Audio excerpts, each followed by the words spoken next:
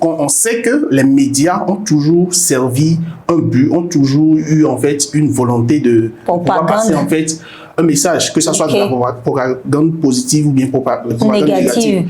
Donc si on prend Forbes, même Forbes aujourd'hui, les classements qu'ils font et tout ça, il y a un outil de soft power derrière qui font qu'ils ne vont pas parler de tout le monde. Il y a des personnes qui sont très riches, donc ils ne vont jamais parler de ces personnes-là parce qu'ils vont estimer que ces personnes-là font du faux, ou bien font telle chose et tout. Donc déjà, cette sélection-là fait que Fox est influencé par autre chose et tout.